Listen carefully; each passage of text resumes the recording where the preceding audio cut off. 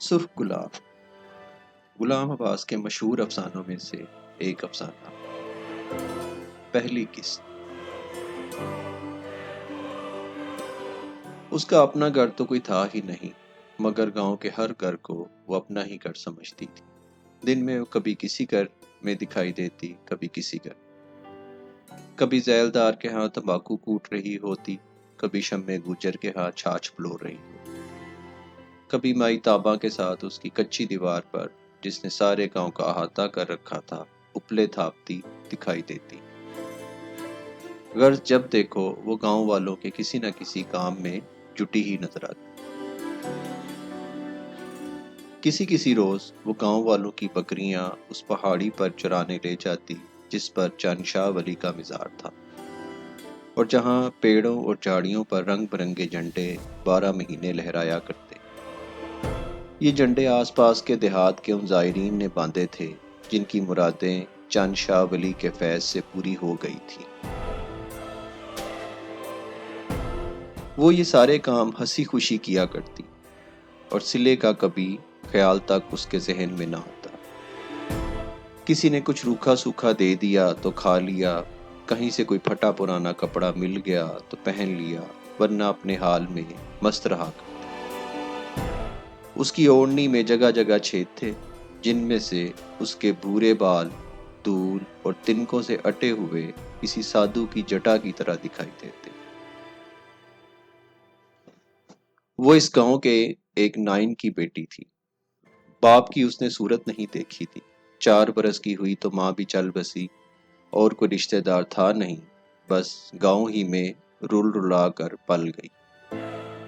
گاؤں کی ہر عورت خواہ ذیلدارنی یا مہترانی اس کی چاچی تھی، اور گاؤں کا ہر مرد اس کا چاچا۔ 15 برس کی عمر کو پہنچ کر اس نے خوب ہاتھ پاؤں نکالے، روپ بھی نکھر آیا، آنکھیں بڑی بڑی اور رسیلی جیسے ہرنیوں کی۔ شروع میں جس کسی نے دیکھا حیران رہ گیا اور دل میں کہنے لگا، ارے یہ وہی نائن کی چندی لونڈیا کاکی ہے، 6-7 برس ادھر ننگ تڑنگ نالیوں میں لوٹا کرتی تھی۔ کاکی کی عمر 4-5 برس ہی کی تھی کہ اس میں مجذوبیت کے آثار نظر آنے لگے تھے۔ اگر ماں باپ زندہ ہوتے تو شاید اس کے علاج کی کچھ فکر کرتے، یا کم سے کم اسے شعور کی باتیں ہی سکھاتے۔ گاؤں والوں کو تو اس کی پرواہ تھی نہ ضرورت۔ ان کی ہمدردی تو بس یہیں تک تھی کہ کبھی کبھی اس کے ہاتھ میں گڑ کی پیلی یا گاجر پکڑا دی۔ وہ جوں بڑی ہوتی گئی اس کے اور اعضاء تو نشو نما پاتے رہے، مگر دماغ کمزور ہی رہا۔ جوانی کو پہنچ کر بھی وہ مجذوب کی مجذوب ہی رہی۔ مگر اس کا یہ مرض گاؤں والوں کے لیے بڑے فائدے کا موجب تھا، کیونکہ وہ دن بھر اس سے طرح طرح کے کام لیتے رہتے جنہیں وہ ناسمجھی میں بے تکان کرتی رہتی۔ کاکی نے اپنے دماغ کی کمزوری کے باوجود ایک بات میں بڑی ترقی کی تھی، وہ یہ کہ اس کی زبان خوب چلنے لگی تھی۔ جس گھر میں جاتی اپنی اوٹ پٹانگ باتوں سے اس کے مکینوں کا دماغ چاٹ جایا کرتی۔ جب بات کرنے کو کوئی نہ ملتا تو آپ ہی آپ بولتی رہتی۔ کبھی کبھی اسے مارا پیٹا بھی جاتا، مگر جلد ہی گھر کی کوئی بڑی بوڑھی اپنی میٹھی میٹھی باتوں سے اسے بہلا لیتی، اور یہ خطرہ دور ہو جاتا کہ کہیں وہ ناراض ہو کر اس گھر کا آنا جانا ہی بند کر دے۔ جب کاکی کے کپڑے بہت میلے ہو جاتے تو پٹواری کی بیوی اسے صابن کا ایک ٹکڑا دے کر کہتی، کاکی تیرے کپڑوں سے بڑی بدبو آنے لگی ہے، جا انگنائی میں بیٹھ کر انہیں دھو لے۔ کاکی انکار کرتی تو پٹواری کی بیوی زبردستی اس کے کپڑے اتروا کر اس سے دھلواتی۔ شلوار یا کرتا کہیں سے پھٹا ہوتا تو اسے سوئی دھاگا دیا جاتا، مگر کاکی سینہ پرونا نہ جانتی تھی۔ اس پر پٹوارن کو خود ہی اس کے پھٹے ہوئے کپڑے سینے پڑتے، مگر اس کے عوض کاکی کو گھنٹوں پٹوارن کی کمر دابنی پڑتی۔ جس روز کاکی گاؤں والوں کی بکریاں چرانے لے جاتی اسے کسی نہ کسی گھر سے بیسن کی 2 روٹیاں اور تھوڑا سا مکھن ایک پوٹلی میں باندھ کر دے دیا جاتا۔ پہاڑی پر پہنچ کر بکریاں اپنے آپ چرتی رہتی اور وہ خود بھی انہی کی طرح ادھر ادھر گھومتی رہتی۔ وہ اونچے اونچے سپاٹ ٹیلوں پر بے دھڑک چڑھ جاتی، کبھی کبھی درخت کی اونچی ڈال پر چڑھ بیٹھتی، کبھی کسی جھاڑی کے نیچے ٹھنڈی ٹھنڈی زمین پر لیٹ جاتی اور آپ ہی آپ باتیں کرنے لگتی، یا دور سے آتی ہوئی رہٹ کی گوں گوں سنتی رہتی۔ کبھی پہاڑی کی چوٹی پر جا پہنچتی جہاں سے ایک طرف چند شاہ ولی کے مقبرے کا سبز گنبد نظر آتا اور دوسری طرف گاؤں کا بڑا سہانا منظر دکھائی دیتا۔ منالی کی آبادی 400-500 نفوس سے زیادہ نہ تھی، یہ ویسا ہی کچے گروندوں کا بے ترتیب مجموعہ تھا جیسے پنجاب کے اور گاؤں ہوتے ہیں، گردا گرد کچی دیوار جس پر اپلے تھپے ہوئے، بیچوں بیچ بے ڈنگی سڑک، کہیں سے تنگ کہیں سے کشادہ، بیچ کھاتی اور قریب قریب ہر گھر کے آگے سے گزرتی ہوئی۔ سڑک کے دونوں طرف بیل گاڑیوں کے پہیوں نے مستقل طور پر نالیاں بنا دی تھی۔ جب کیچڑ نہ ہوتی تو ان نالیوں میں پہیے بڑی روانی سے چلتے اور بیلوں کو زور نہ لگانا پڑتا۔ گاؤں کی دیوار پر صبح سے ہی بہت سے کوے آ بیٹھتے اور دن بھر کائیں کائیں کا شور برپا رکھتے۔ ان کے علاوہ گاؤں کے لڑکے بھی کھدر کے میلے کچیلے کرتے پہنے، ننگی ٹانگیں، بعض لنگوٹی اور بعض صرف ایک داغا سا کمر پر باندھ کر دیوار پر ایک ٹانگ ادھر ایک ٹانگ ادھر گھوڑے کی سواری کرتے نظر آتے۔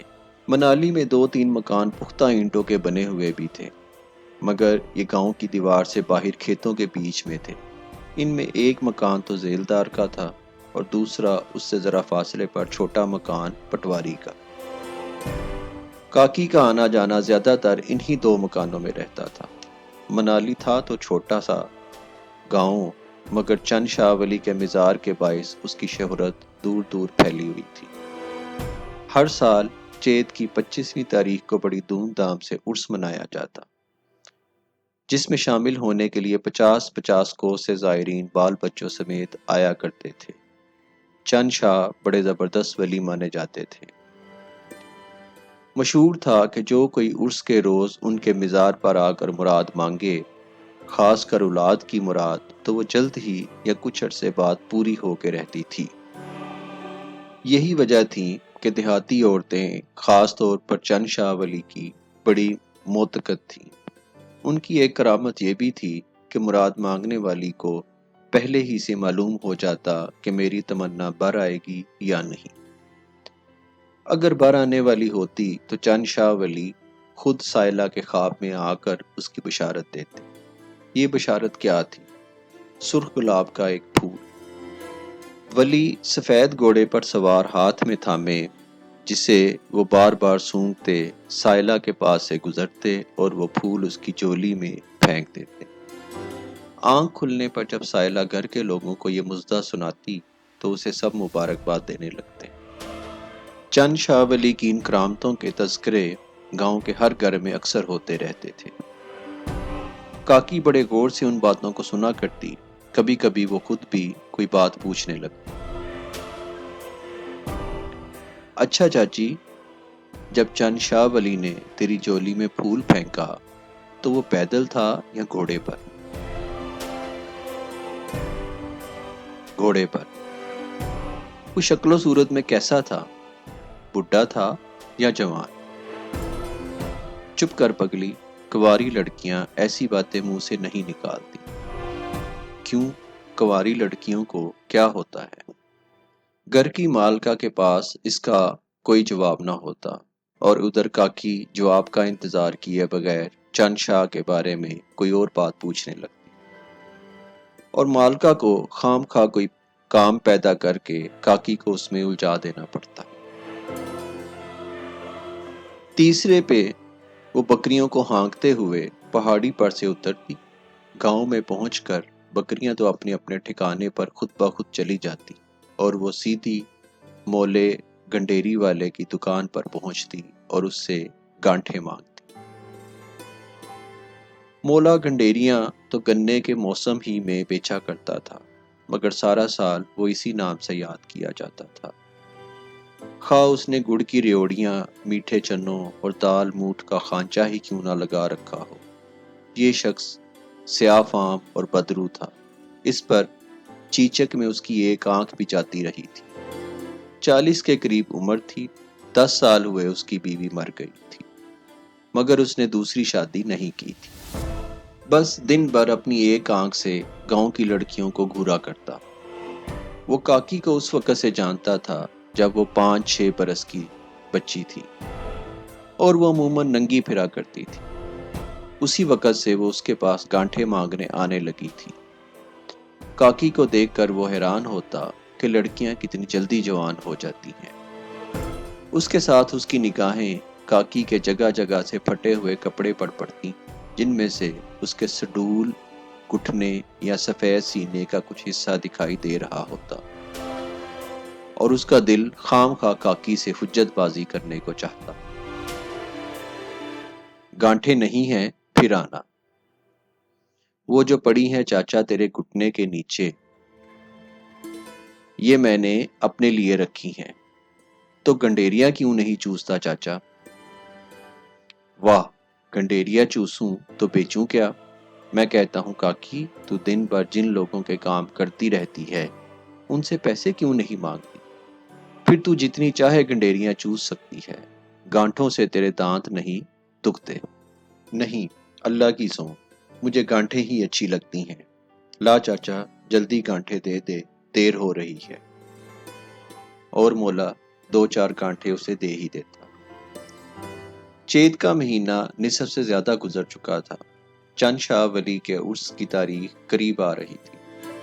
چونکہ یہ عرس ایسے زمانے میں ہوتا جب دیہاتی فصل کی کٹائی سے فارغ ہو چکے ہوتے اور اپنی محنتوں کا صلہ پا کر خوشحالی کی ایک ہلکی سی جھلک ان کی زندگیوں میں نظر آنے لگتی۔ اس لیے وہ خوشی خوشی اپنی بساط کے مطابق عرس کی تیاریاں کرنے لگتے۔ چند شاہ کے مزار کا پرانا مجاور، جس کا نام جیون سائی تھا، مزار کے آس پاس کی زمین کو جاڑ جھنکار سے صاف کرتا نظر آنے لگا۔ اس نے گاؤں والوں سے 2 جوان مانگے اور ان کی مدد سے مزار کی دیواروں اور برجیوں پر سفیدی کی اور گنبد پر سبز رنگ کیا۔ ادھر گاؤں کی عورتوں میں ہر وقت چند شاہ ولی ہی کا ذکر رہنے لگا۔ وہ ہر روز پہلے سے بھی زیادہ بیتابی کے ساتھ عرس کے دن کا انتظار کرنے لگے۔ اب کہ جن عورتوں کو مراد مانگنی تھی، ان میں گاؤں کے ذیلدار کی بیوی بھی تھی، جس کا نام خیر النساء تھا۔ وہ ایک موٹی، پھسپھسی، بد مزاج اور غصے دار عورت تھی۔ چند مہینوں سے وہ کاکی کو بہلا پھسلا کر زیادہ تر اپنے پاس ہی رکھنے لگی تھی۔ وہ اس سے طرح طرح کی محنت مشقت کے کام لیا کرتی۔ جب عرس کے دن قریب آئے تو اس نے کچھ تو کاکی کی خدمت گزاریوں کے صلے میں اور کچھ مراد مانگنے کی خوشی میں اسے گٹیا جاپانی ریشم کا ایک سوٹ سلوا دیا، جس پر گلاب کے 2 بڑے بڑے پھول چھپے ہوئے تھے۔ جب عرس کا دن آیا تو خیر النساء نے کاکی کو گرم پانی سے خوب نہلوایا۔ گھر کی ایک بوڑھی عورت نے اس کے سر پر سرسوں کا تیل ڈال کر کنگھی کی اور ایک چٹلا اس کی چوٹی میں گوندھ دیا گیا، جو اس کے بورے بالوں پر خوب سجنے لگا۔ اس کی آنکھوں میں کاجل ڈالا گیا۔ ریشمی کپڑوں اور بناؤ سنگار سے اس کا روپ کئی گنا بڑھ گیا اور وہ کسی زمیندار کی بہو بیٹی معلوم ہونے لگی۔ ذیلدارنی نے کہا، کاکی تم میرے ساتھ ساتھ ہی رہی ہو۔ اچھا چاچی۔ جانے کن کن گاؤں سے لوگ آئیں گے، ان میں شریف بھی ہوں گے، بدماش بھی، اور کہیں کوئی تجھے بگا لے جائے۔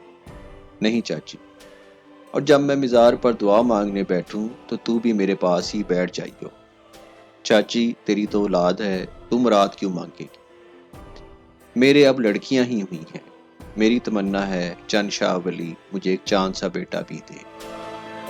کاکی کسی گہری سوچ میں ڈوب گئی۔ چاچی میں بھی مراد مانگوں؟ ہٹ پگلی، تیرا بھی بیاہ ہی کب ہوا ہے؟ تو میرا بیاہ کب ہوگا؟ چپ کم بخت، کیسی باتیں منہ سے نکالتی ہے۔ کاکی کچھ اور پوچھنا چاہتی تھی کہ خیرالنساء نے زور سے اس کی چٹیا کھینچ کر اسے چپ کرا دیا۔ چند شاہ ولی کا مزار زیادہ دور نہیں تھا، اس لیے ذیلدارنی کاکی اور چند رشتہ دار عورتوں کے ساتھ پیدل ہی پہاڑی کی طرف روانہ ہو گئی۔ اس روز ابھی تڑکا ہی تھا کہ دور دور کے گاؤں سے عورتوں اور بچوں سے بری ہوئی بیل گاڑیاں آنی شروع ہو گئی تھیں۔ مرد ساتھ ساتھ پیدل چل رہے تھے، ان میں کچھ گھوڑوں پر بھی سوار تھے۔ یہ گاؤں کے بانکے سجیلے نوجوان تھے، رنگ دار لنگیاں باندھے، بوسکی کی قمیضیں پہنے، چاندی کے بٹن لگائے، خام خواہ گھوڑے کو ایڑ لگاتے اور ٹک ٹک کرتے چلے آتے تھے۔ کبھی یہ بھی دیکھنے میں آتا کہ میاں آگے گھوڑے پر بیٹھا ہے، بیوی پیچھے بیٹھی ہے، بیوی نے ایک ہاتھ سے میاں کی کمر پکڑ رکھی ہے اور دوسرے ہاتھ سے بچے کو سہارا دے رکھا ہے، جو دونوں کے بیچ ماں کی چھاتی سے چمٹا دودھ پی رہا ہے۔ بہت سی عورتیں جن کے گاؤں قریب ہی تھے ٹولیاں بنا کر پیدل آ رہی، ان میں ہر عمر کی عورتیں تھیں، نئی نویلیاں، پور پور مہندی رچی ہوئی، سرخ جوڑا، سرخ دوپٹہ جس میں چمٹیں پڑی ہوئی، کناروں پر گوٹا لٹکا ہوا، ہونٹ کثرت سے تنداسا ملنے سے سیاہی مائل پیازی ہو گئے تھے اور آنکھوں سے کاجل بہا جاتا تھا۔ ادیڑ عمر کی دیہاتنیں لمبی تڑنگی ان کی اور ہی وضع تھی، موٹی ململ کے کرتے، کھدر کی شلوار میں جنہیں ہلکا ہلکا نیل دیا ہوا، سر اور سینے کو لٹھے کی چادر میں چھپائے چلتے وقت ان کی گردن سیدھی اور نگاہیں سامنے رہتی تھی۔ یہ عادت انہیں سال ہا سال سر پر بدنے اور مٹکے یا اناج کی گٹھڑیاں بغیر ہاتھوں کے سہارے اٹھا کر چلنے کے باعث آپ ہی آپ پڑ گئی تھی۔ مزار سے ذرا فاصلے پر ایک جگہ کو ہموار کر کے میدان سا بنا لیا گیا، جہاں لنگر کی دیگیں چڑھا دی گئی تھی۔ آس پاس کے چھوٹے چھوٹے قصبوں سے کچھ دکاندار سستے کھلونے لے آئے تھے اور زمین پر چادر بچھا کر دکانیں سجا دی گئی تھیں۔ کچھ لوگ بانس کی چھتریوں پر غبارے، پھرکیاں پہنے، ببولے وغیرہ داغوں سے لٹکائے خود بین باجا بجاتے ہوئے میلے کی رونق بڑھا رہے تھے۔ ایک طرف پہاڑی کے نیچے چرخ اور گنڈوے گڑے تھے، جن کی چرخ چوں سے پہم ایک گونج سی سنائی دے رہی تھی۔ بچوں کے علاوہ خاصی بڑی عمر والے مرد بھی چرخ پر بیٹھے شور و غل مچا رہے تھے۔ کبھی کبھی دو چار منچلی عورتیں بھی ہنڈولوں میں بیٹھ جاتی اور جب ہنڈولا اوپر آسمان کی طرف جاتا تو وہ ڈر کر چیخنے لگتی اور اپنے بچوں کو اور بھی بینچ کر سینوں سے چمٹا لیتی۔ کئی پیڑوں میں جھولے پڑے تھے، جن میں کہیں عورتیں اور کہیں مرد پینگے بڑھا رہے تھے۔ سہ پہر ہوتے ہوتے اتنی مخلوق جمع ہو گئی کہ پہاڑی پر چلنا پھرنا مشکل ہو گیا۔ زمین کے علاوہ پہاڑی کے سب پیڑوں کی ڈالوں پر بھی آدمی ہی آدمی نظر آنے لگے۔ جو زائرین مراد مانگنے آئے تھے وہ پہاڑی پر چڑھ کر مزار کے اندر پہنچتے اور قبر کے سرہانے یا پائنتی جہاں بھی جگہ مل جاتی بیٹھ کر خشوع و خضوع کے ساتھ دعا میں مشغول ہو جاتے۔ قبر پر سبز رنگ کی نئی ریشمی چادر ڈال دی گئی، زائرین پھول اور چڑھاوے اسی پر چڑھاتے۔ جاری ہے۔